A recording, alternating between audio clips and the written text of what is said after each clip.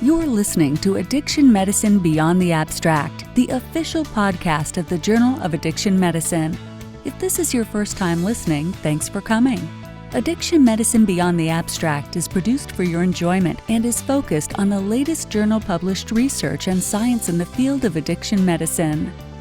Remember to add us to your favorites in iTunes. You can also follow us on Twitter at ASAMorg and Facebook. Now, let's go beyond the abstract. Welcome to Addiction Medicine Beyond the Abstract. I'm your host, Dr. Sean McNeil, and today we're joined by Dr. Babak Tofighi from the NYU School of Medicine. So Dr. Tofighi, please start us off by telling us a little bit about yourself. So thanks so much for having me. So my name is Babak Tofighi, and I'm an assistant professor in the Department of Population Health here at NYU School of Medicine, and also our assistant director for our Addiction Medicine Fellowship Program at NYU, and practice primary care at Bellevue Hospital. And I previously completed a clinical fellowship in addiction medicine and also a 2-year T32 primary care research fellowship that was complemented at the same time where I was a research and addiction medicine scholar, a RAM scholar in a program led by Dr. Jeffrey Samet, Pat O'Connor, and that was a tremendous experience in sort of understanding how we can explore clinical research addressing substance use disorders in primary care. And I've been awarded a K23 to look at how we can integrate mobile health technologies in primary care. And specifically, I'm looking at how we can enhance linkage and retention in office-based opioid treatment with buprenorphine and Withdrawal, but also looking how we can enhance the medical management model and empower patients to also link with their specialty care needs, including HIV, Hep C, and mental health.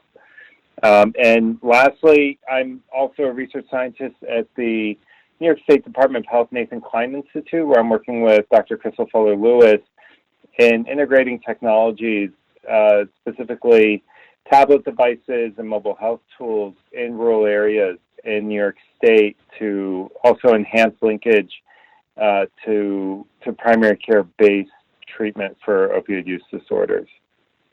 That's fantastic. And that background in mobile health technology in that sphere leads us to your recent study from the journal regarding access to these technologies and the use pattern among patients.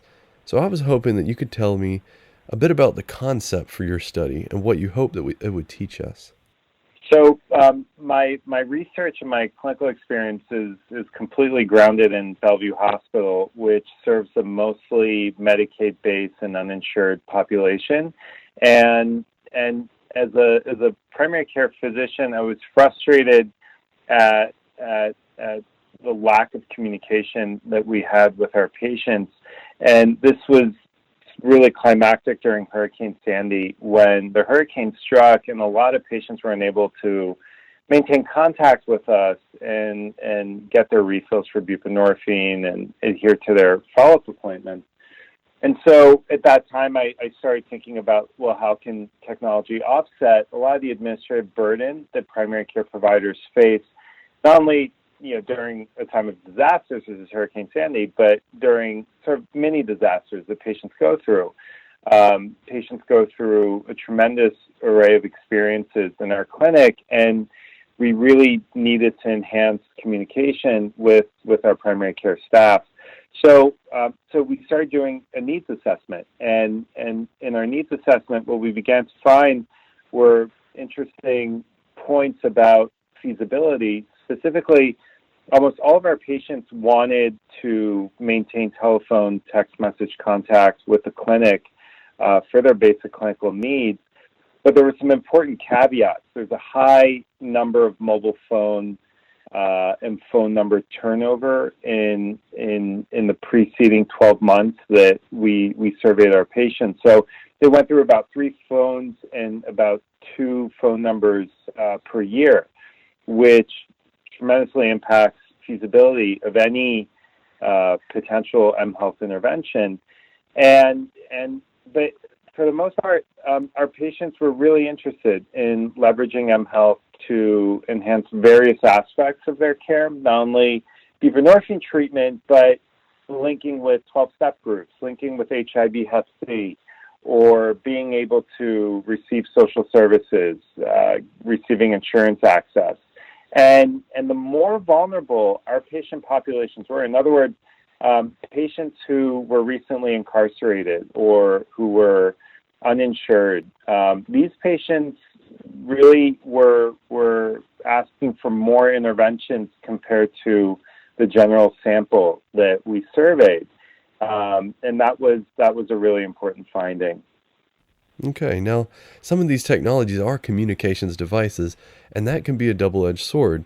I think you made mention of the fact that some people are using these devices to talk with maybe dealers and actually acquire substances.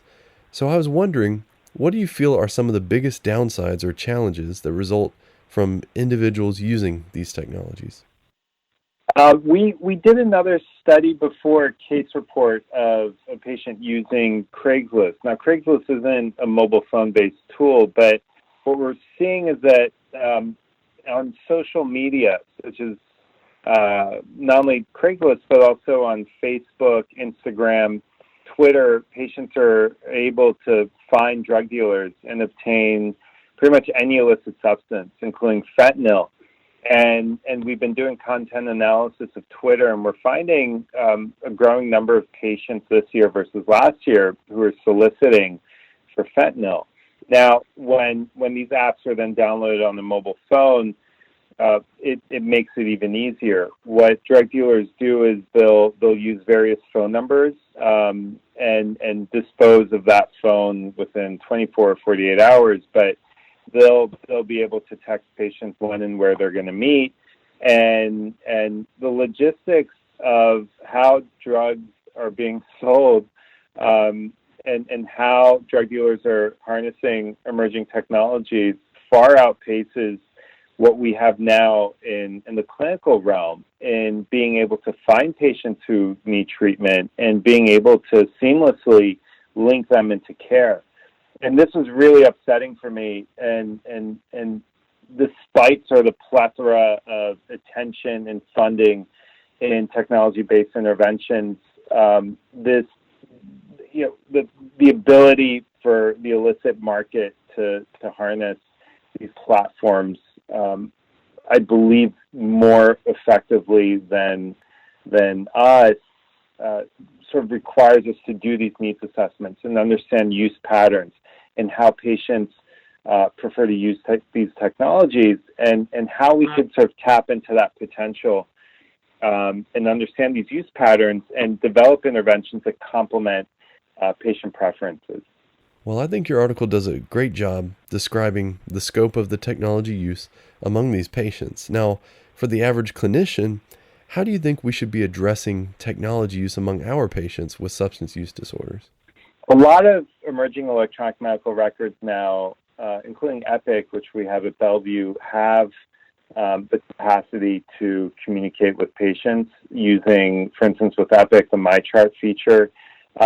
There are some EMRs that are able to tap into third-party text message vendors, such as Twilio. And I believe clinicians at a very low cost can establish appointment reminders and embed the appointment reminders with important harm reduction messages or content about mental health resources or other free testing services that are in their proximity. There's a lot of information that we repeat in each clinical visit, and a lot of that information can be offset to the simplicity of text or interactive voice recordings. There's plenty of resources, for instance, in New York City, that we've been able to basically just copy, paste, and put in these text messages. So patients know where they can get free STI testing, where they can get free mental health resources. So there's a lot of redundancy that's built into a typical clinical encounter that we can offset and put into text messages or basic telephone calls. And a lot of states are becoming more aware of this and are incentivizing clinicians with telemedicine. And although psychiatrists have been far ahead than primary care in internal medicine, but there's a lot of opportunity to integrate telemedicine to really boost between clinic visits and maintain that contact with patients to address unanticipated issues. All right. Well, this has been a great discussion. Now, are there any take-home points that you want to mention to the listeners out there? So I'd say no matter how vulnerable our patient populations are, really we weren't able to identify a subgroup, including older age groups, that were not interested in integrating technology-based interventions as a part of their care. Another important point that we found was the issue of privacy. Patients obviously were averse to content that was overtly indicating that they had an opioid use disorder. However, patients were very amenable to using terms that were coded. So, for instance, we don't mention in our appointment reminders that patients should come to their office-based opioid treatment clinic visit. We mention that you have a primary care visit coming up at Bellevue. How's your treatment going? The patients are very keen to using those technologies, but as long as we don't use words such as dope, heroin, and if we use the terms opioids to really try to code it as much as possible. So a lot of the findings that were published in this paper and in a similar study that we did in our primary care-based buprenorphine treatment program were critical in informing the design of our health intervention that we're studying right now. Well, thank you so much for being on the podcast, Dr. Tofighi. This is an area that's evolving on a very consistent basis. I think it's something that clinicians really need to be informed about. So I want to thank you for coming on and describing the scope of technology use in the clinical setting and how this has affected access for our patients. Thank you very much. Thank you. I appreciate it, Sean. This ends today's podcast. Thank you for listening to Addiction Medicine Beyond the Abstract. All of today's show links can be found in the show notes. Remember, you can preview additional abstracts at journalofaddictionmedicine.com. This program was produced by the American Society of Addiction Medicine.